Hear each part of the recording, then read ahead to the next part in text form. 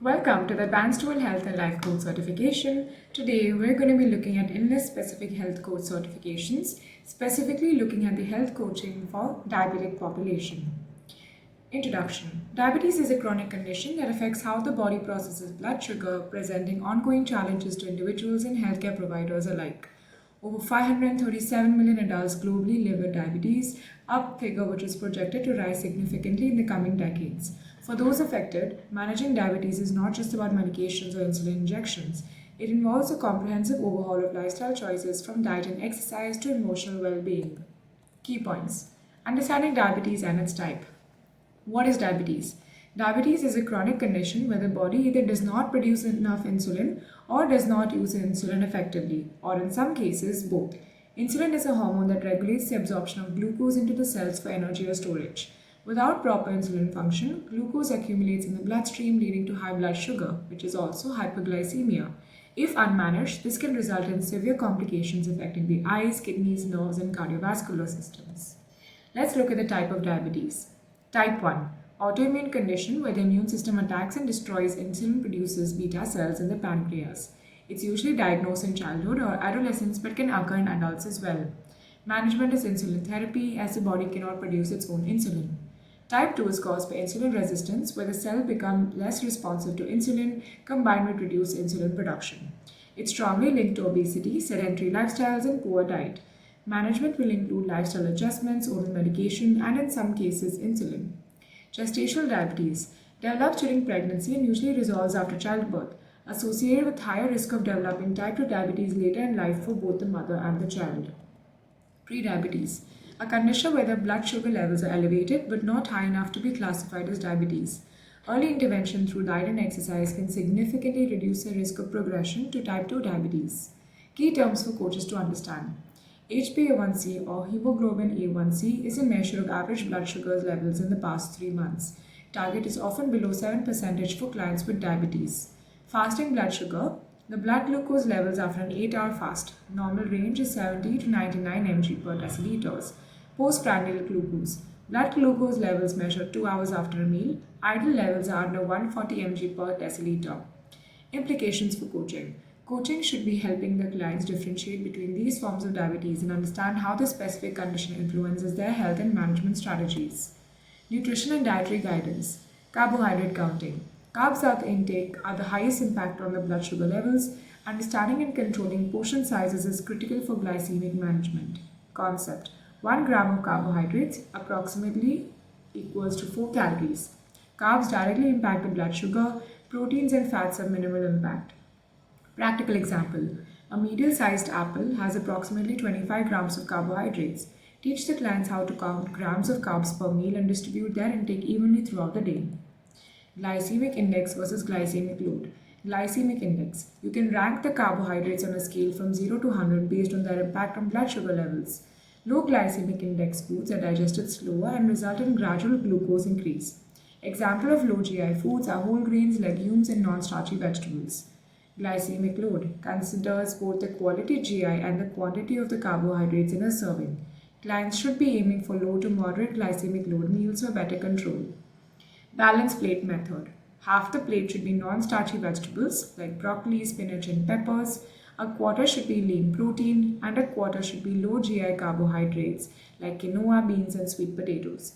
Encourage drinking water instead of sugary beverages. Cultural sensitivity in meal planning. Clients' cultural backgrounds often shapes the food habits and preferences. Instead of imposing restrictive diets, honor the cultural traditions while adapting recipes towards healthier alternatives. For example, swap the white rice with brown rice or combine it with lentils for balanced protein. Coaching role. Teach the label reading to identify sugar and carb content in packaged foods. Provide fast and healthy recipe ideas to simplify the mealtime planning.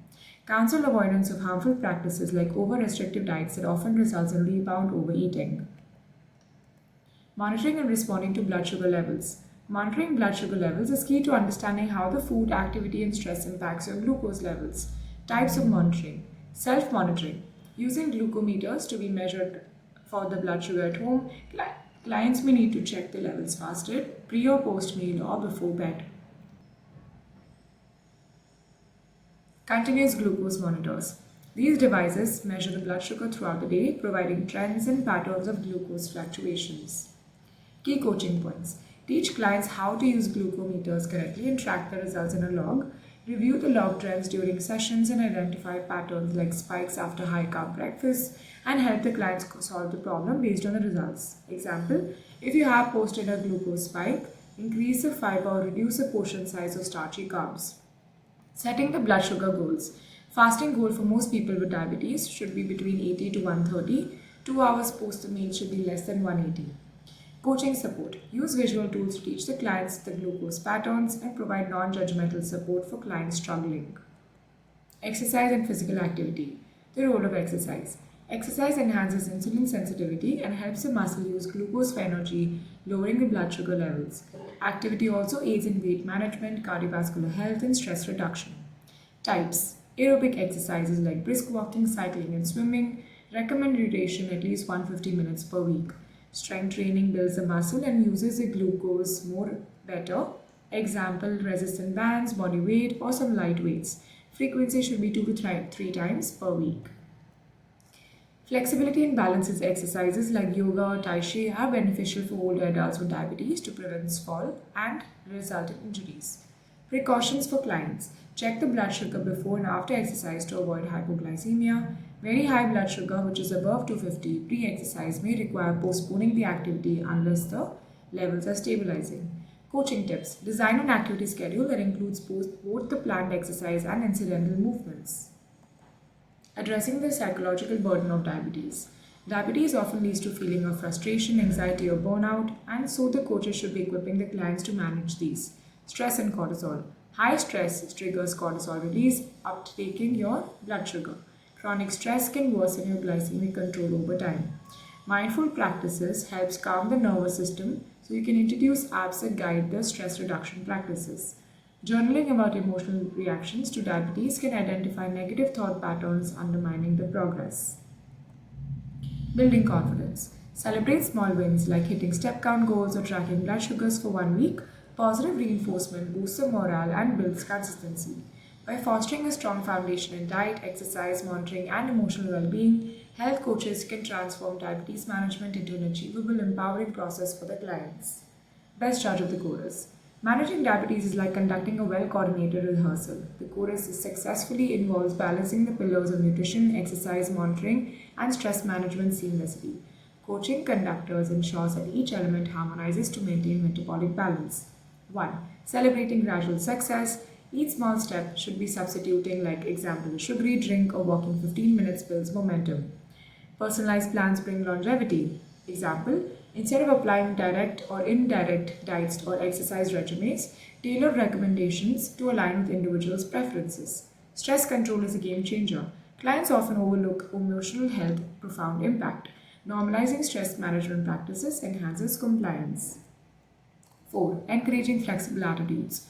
Diabetes management isn't about perfection. Adjustments are a part of life. Normalize the learning curve. Broadening the lens beyond glucose. Holistic improvements like better sleep or mental clarity can be celebrated to motivate beyond numeric proof. With ongoing support and practical strategies, clients can achieve harmony in managing the diabetes effectively while feeling empowered to lead their lives confidently. Summary tables. Let's have a look at the types of diabetes and their characteristics in table number 1. Let's look at type number 2 as one of the types. The cause is insulin resistance and reduced insulin production. Key features are lifestyle related, can be managed initially without insulin. Management strategies and diet adjustments, exercise, oral meds, and weight loss. Coaching tip is to build sustainable habits for long-term lifestyle changes. Take a moment to have a look at the rest of the examples. Table number 2 looks at the nutritional tools for diabetes management. Let's look at carbohydrate counting as one of the concepts. The concept is that it tracks and manages the total carbs per meal. Example, 1 apple is 25 grams. Benefits is that it prevents blood sugar spikes, and some coaching implementation is teaching visual cues. Example, fist equals to portion size for fruit. Take a moment to have a look at the rest of the examples. Table number 3 looks at monitoring the blood sugars effectively. Let's look at one of the examples, which is the HbA1c test.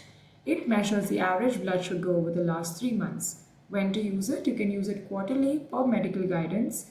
Benefits is that it tracks in long-term management, and the coaching tip is to explain why the short-term spikes may not drastically impact the HbA1c.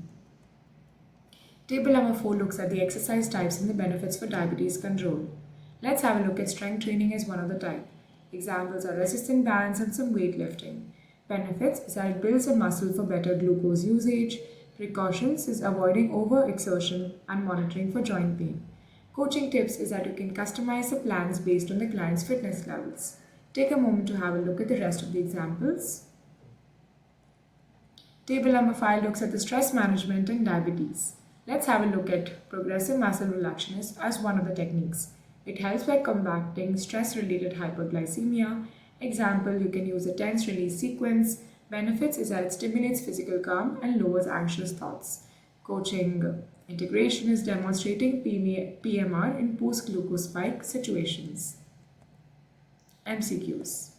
Take a moment to answer question number 1 and 2 without looking at the actual answer. Take a look at question number 3 and 4 without looking at the actual answer. And finally, question number 5. Thank you.